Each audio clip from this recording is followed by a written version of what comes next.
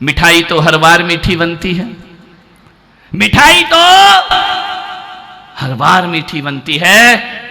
आओ उदयपुर वालों, हम अपने व्यवहार को मीठा बनाने का प्रयास करें। ध्यान रखिए, इस गलत फहमी में मत जियो कि मिठाई खिलाने से किसी का मुंह मीठा किया जाता है। मैं पुलक सागर कहता हूं, मीठा बोलकर भी किसी का मुंह मीठा किया जा सकता है। अरे मिठाई से तो केवल मुंह मीठा होता है, लेकिन मीठा बोलने से पूरी जिंदगी मीठी हो जाया करती है। आप मीठा सुनना चाहते हो या तीखा? बोलो बोलो, मीठा सुनना या तीखा? अरे ये तो मीठा बोलो जरा जोर से। मीठा सुनना चाहते हो ना? तो मैं पुलक सागर कहता हूं कि जो मीठा सुनना चाहता है उसे मीठा बोलना आज से शुरू कर देना चाहिए, क्योंकि जब तक मीठा बोलोगे नहीं तब तक मीठा सुनोगे नहीं। पहले जुबान पर कंट्रोल, पहले जुबान पर कंट्रोल। मीठा बोलना सीख जाओ, मीठा अपने आप सुनने को मिल जाएगा। ध्यान रखिए मान्यवर। कभी ख्याल किया आपके शरीर में, कई विचार करना, आंखें दो हैं। कितनी आंख? कितनी है? एक आंख वाला कोई बैठा है क्या? कितनी आंखें हैं आदमी की? ताराचंद जी, आंखें दो। दोनों आंखें क्या करती हैं? बोलो, क्या करती हैं दोनों आंखें? कौन बोला सोती हैं दिन भर? दोनों आंखें का काम क्या है? देखना। आंखें दो, काम एक। कान कितने हैं? बोलो फटाफट। दो। दोनों का काम क्या है? बोलो। कान दो, काम एक। नाक कितनी है? एक। पागल आदमी, एक कैसे होगी नाक? नाक एक हो जाएगी तो रामदेव बाबा योगा कैसे कराएंगे? दायां सुर और बायां सुर, ध्यान रखिए, दो सुर है, दायां और बाहिना, ये भी दो है। दोनों नाक क्या काम करती है? बोलो। सूंघने का। आंख दो, काम एक। कान दो, काम एक। नाक दो, काम एक। हाथ दो, काम एक। पैर दो, पहला एक दायां पैर भी चलता है, बायां पैर भी चलता है। जो जो दो हैं वो एक काम करते हैं। लेकिन कभी सोचना उदयपुर वालों, तुम्हारे मुंह में, तुम्हारे मुख में जो लीलावती बैठी है, ध्यान रखना वो एक है। जीभ कितनी है? जीभ कितनी है? कान दो, आंख दो, हाथ दो, पैर दो, जीभ एक। ध्यान रखना क्या करती है? जीभ का काम क्या होता है? जीभ का काम क्या होता है? जीभ एक है, काम दो करती है। एक तो चखती भी है और बकती भी है। ध्यान रखना, एक जीभ काम दो, इसका काम चखना भी है और बकना भी है। लेकिन बड़ी होशियार है ये जीभ। चखती तो मीठा मीठा है और बकती तीखा तीखा है। ध्यान रखना। आपसे निवेदन है बड़ी विनम्रता के साथ, दो कान कहते हैं कि सुनो ज्यादा, बोलो क्या? कान कितने? दो। जीभ कितनी? एक। सुनो ज्यादा और बोलो। अपन क्या करते हैं? बोलो, ईमानदारी से बोलो। बोलते ज्यादा और सुनते कम है। ध्यान रखना, यही लड़ाई की जड़ है, यही झगड़ा है, यही फसाद है तुम्हारे घरों में। सुनो ज्यादा, बोलो कम। जीवन खुशहाल हो जाएगा, जीवन आनंद में बदल जाएगा। आपसे निवेदन है, कम बोलो, थोड़ा बोलो, भाषा समिति से बोलो, वचन गुप्ती से बोलो। भगवान महावीर ने 3 शब्द दिए बोलने के लिए। पहला तो कहा कि ना बोलो, यदि बिना बोले चल जाए तो बोलने की कोई जरूरत नहीं। और दूसरी बात, यदि बोलो तो कैसा बोलो? हित मित प्रिय बोलो। ध्यान रखना, भाषा समिति से बोलो, सत्यव्रत से बोलो, वचन गुप्ती से बोलो। भगवान महावीर का संदेश है, ना बोलो तो बहुत अच्छा है। और मैं पुलक सागर एक संदेश देता हूं कि यदि तुमको इंसान की तरह बोलना नहीं आता तो जानवर की तरह मौन रहना सीख। मौन रहो, अच्छी बात है, 1000 समस्याओं से बच जाओगे। ज्यादा मत बोलो। ज्यादा किसी से बोले कि वो सिर पे चढ़ा, ध्यान रखना, ज्यादा किसी से बोले कि वो छाती पे चढ़ा। कम बोलो, कम बोलो, जिंदगी में बहुत कम बोलो। और जब भी बोलो कैसा बोलो? कैसा बोलो? मीठा बोलो। ध्यान रखना, मीठा बोलिए। मान्यवर। मालूम है, मीठा बोलने वाले की, मीठा बोलने वाले की, मीठा बोलने वाले की वाह वाह ऐसे कैसे हो जाएगी? तुम प्रवचन कर रहे कि मैं कर रहा हूं? पहले ही वाह वाह होती है। मीठा बोलने वाले की, मीठा बोलने वाले की मिर्ची भी बिकती है और तीखा बोलने वाले की मिठाई भी बिकती नहीं है। यदि मीठा बोलेगा तो तीखी मिर्ची भी बेच करके आ जाएगा, और यदि तीखा बोलेगा तो मिठाई भी नहीं बिकेगी, लौट कर वापिस आ जाएगा। ध्यान रखना। कभी एक बार सोचा, एक बार विचार किया, कौआ तुम्हारे घर पे आकर कांव कांव करे तो हर कोई उड़ाता है, कंकर मारता है, क्यों कांव कांव कर रहा है, क्यों चिल्ला रहा है? जैसे तैसे फुर्सत मिली है तू कांव कांव करके फिर मेहमान बुला रहा, काले कौए यहां से भाग। काला कौआ कोई पसंद नहीं करता, ध्यान रखना, उसे उड़ा दिया जाता है। लेकिन यदि घर पर आकर आम के पेड़ पर कोई काली कोयल बोला करती है, ध्यान रखना, मन आह्लादित हो जाता है, मन प्रसन्न चित्त हो जाया करता है, मन आनंद से भर जाता है। दोनों पक्षी हैं, दोनों काले हैं, कौआ भी काला है और कोयल भी काली है। ध्यान रखना। कागा काको धन हरे, कागा काको धन हरे, कोयल काको देत, मीठे शब्द सुनाए के जगे अपनो कर लेत, मीठे शब्द सुनाए के जगे अपनो। कौआ किसी को कुछ देता है क्या? कोयल किसी को कुछ देती है? कौआ किसी का कुछ हरता है क्या? नहीं, मात्र मीठी वाणी से कोयल सबके दिलों में राज किया करती है। मीठा बोलने का प्रयास करें। जो आदमी ईंट का जवाब पत्थर से देता है, जो आदमी फूल का जवाब कांटों से देता है, और जो आदमी गाली का जवाब गाली से देता है, वो आदमी कभी स्वर्ग का अनुभव नहीं कर सकता है। स्वर्ग का अनुभव तो वही करते हैं जो ईंट का जवाब पत्थर से नहीं फूल से दिया करता है। सुख का अनुभव वही करते हैं जो पत्थर का जवाब थप्पड़ से नहीं हाथ जोड़ करके दिया करते हैं। मान्यवर, आपसे निवेदन है, शब्द जो है वह चाबी है। यदि चाबी ताला देखना, इधर घुमाओ तो ताला खुल जाता है, वो इधर घुमाओ तो ताला बंद हो जाता है। यदि शब्दों की चाबी अच्छी है और सही ढंग से घुमाई जाए तो दिलों के द्वार खुल जाया करते हैं, और अच्छे ढंग से ना घुमाई जाए तो रिश्ते अपने आप बंद हो जाया करते हैं। मन को समझने का प्रयास करें। मन अब्दुल कलाम इस देश के राष्ट्रपति हुए। आवाज सही कर। एक गांव में पैदा हुए, कहने को मुसलमान थे, लेकिन ऐसा व्यक्तित्व था उनका कि उनके व्यक्तित्व पर सारा देश नाच करता है, सारा देश उन पर गर्व करता है। छोटे से थे, भोजन कर रहे थे, अब्दुल कलाम की मां ने रोटी परोसी, बड़े आराम से खा रहे, बड़े प्यार से खा रहे, बड़े आनंद से खा रहे। रोटी जली आ गई, खा रहे।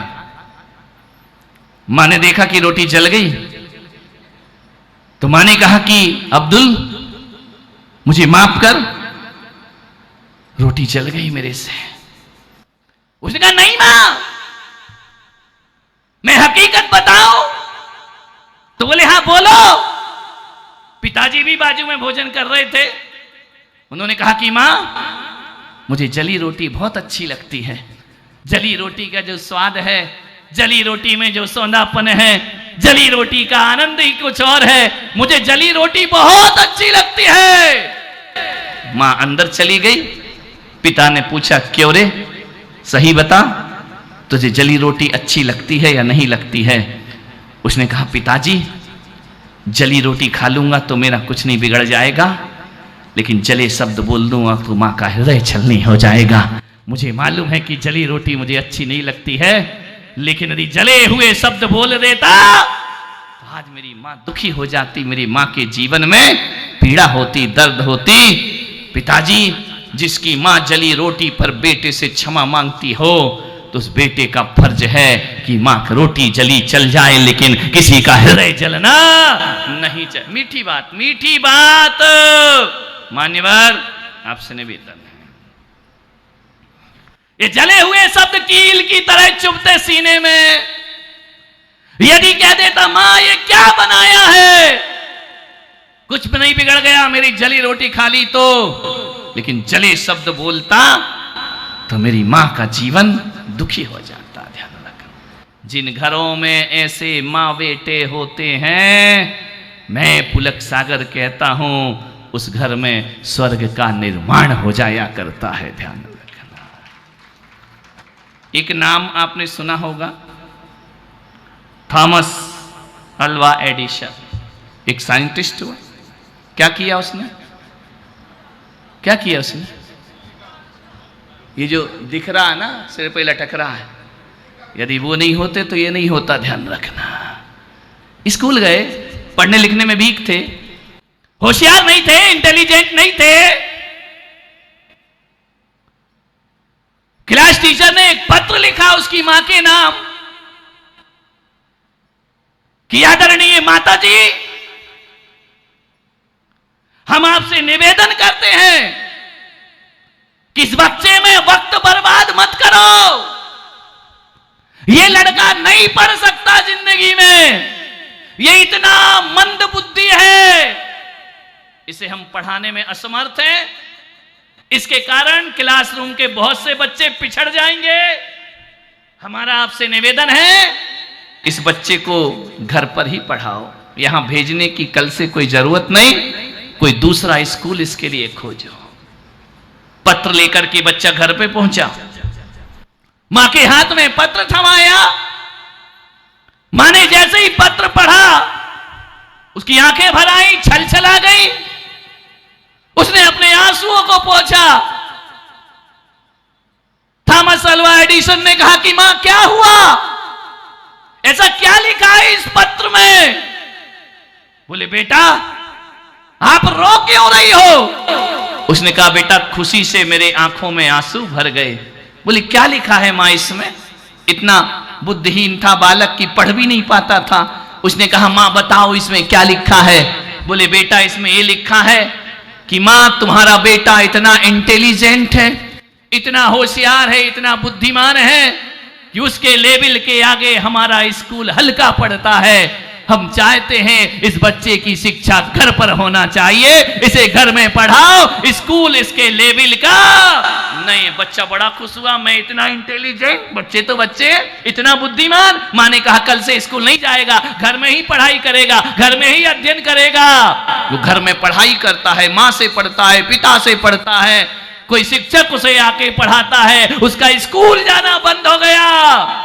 मालूम है एक दिन वो बालक कितनी मेहनत करता है, अपने जीवन में 19 बार असफल होता है और असफल होने के बाद अपनी सुध बुध खो देता है और ऐसा धुनी बनता है वह बालक। 19 बार जो असफल हुआ, 20वीं बार वो अवसर आता है, ये कांच के लट्टू में रोशनी भर दिया करता है, प्रकाश भर दिया करता है, रोशनी से जगमगा जाता है शहर।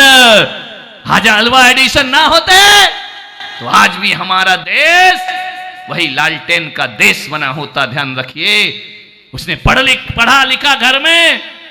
एक दिन उसकी मां का देहांत हो गया। घर आया, देखा कि मां की मृत्यु हो गई है। फूट फूट कर रोया मां के लिए। मेरी मां ने इसे योग्य बनाया कि मैं बल्ब में रोशनी भर सका, ये मेरी मां ने मुझे सिखाया। अंतिम संस्कार के बाद घर के सामान को तलाश रहा था, देख रहा था, एक चिट्ठी मिली। वही चिट्ठी जो बचपन में उसके टीचर ने उसे दी थी। मालूम है उस चिट्ठी में क्या लिखा था? उस चिट्ठी में लिखा था ये बुद्धिहीन बालक, ये अपने जीवन में कुछ नहीं कर सकता है, इसे कोई भी दुनिया का स्कूल नहीं पढ़ा सकता है, इसके पास कोई दृष्टिकोण, कोई सोच नहीं है। ऐसे मूर्ख बच्चों को हम स्कूल से पढ़ता है चिट्ठी की, यार माँ ने तो कुछ और बताया था और पत्र में कुछ और लिखा हुआ है। उसने कहा जार जार रोया वो पत्र पढ़कर कि वाह रे मेरी माँ, तूने पत्र में लिखा कुछ और था, आज समझ आया कि तेरी आंखों में आंसू क्यों आए थे, कि शिक्षक ने मुझे अपमान के साथ निकाला था, लेकिन मेरी माँ ऐसी थी, बेटे का अपमान नहीं उसे सम्मान के साथ पढ़ाना प्रारंभ किया। उसने भाषा बदल दी, सोच बदल दिया। आज मेरी माँ यदि शिक्षक की तरह मुझे दुत्कार देती तो मैं आज इतना बड़ा वैज्ञानिक बनकर के खड़ा नहीं हुआ होता। भाषा बदल दी, माँ ने भाषा बदली, माँ ने शब्द बदले, माँ ने सोच बदली। और स्कूल तो छोड़ो, घर में ही अध्ययन कराकर एक सुपर वैज्ञानिक बना करके उसे खड़ा कर दिया। मान्यवर सोचना है, भाषा पे कंट्रोल होना चाहिए। कभी कभी किसी डॉक्टर के पास जाओ तो डॉक्टर हमारी रिपोर्ट देखता है, एक डॉक्टर बोलता है कि ये क्या रिपोर्ट है, अब तुम बचने वाले नहीं हो, तुम्हारी मृत्यु का समय आ गया है। एक डॉक्टर ये भी होता है जो उस रिपोर्ट को देखता है, चिंता मत करो, क्या हुआ तुम्हें, कुछ नहीं हुआ।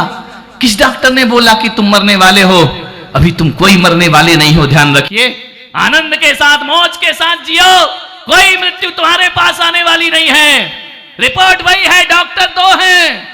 आप बताओ ईमानदारी से उदयपुर वालों, आपको किस डॉक्टर के पास जाना अच्छा लगेगा, जो ये कहे कि बस तू मरने वाला है, जिंदगी ज्यादा नहीं है, बर्बाद हो जाएगा, और एक डॉक्टर कह रहा कि नहीं, दुनिया की कोई ताकत तुम्हें नहीं मार सकती है, तुम आनंद के साथ। भाषा वाणी, एक डॉक्टर रूखा बोलता है, मैं कहता हूं कि शायद दूसरे वाला डॉक्टर वो डॉक्टर होता है यदि मुख से सांत्वना के, मुख से यदि मीठे वचन निकालता है तो आदमी क्लिनिक से ऐसे लौटता है, ऐसे लौटता है जैसे आधी बीमारी उसकी दूर हो गई हो। ध्यान रखना मान्यवर, बोलने का खेल है, कैसे बोलना है, कैसे प्रस्तुत करना है, आपसे निवेदन, अच्छा बोलो, मीठा बोलने का प्रयास करो। एक होता है धागा और एक होती है जुबान। धागा जितना लंबा होता है उतना उलझता है, और जुबान जितनी लंबी होती है उतनी उलझ जाया करती है। ध्यान रखिए, धागा जितना लंबा होगा उतना उलझेगा, जुबान जितनी लंबी होगी उतनी उलझेगी। मैं आपसे निवेदन करता हूं, धागे को लपेट कर रखो, धागे को, धागे को, धागे को कैसे रखो, धागे को, पीछे वाले बोलो जरा, धागे को लपेट कर रखो, और जुबान को, जुबान को, जुबान को समेट कर रखो, तुम्हारा जीवन आनंद में परिवर्तित हो जाए। खुदा को भी पसंद नहीं शक्ति जुबान में, इसीलिए नहीं दी उसने हड्डी जुबान में। ध्यान रखना, हड्डी नहीं होती है जुबान में, खुदा को भी पसंद नहीं शक्ति जुबान।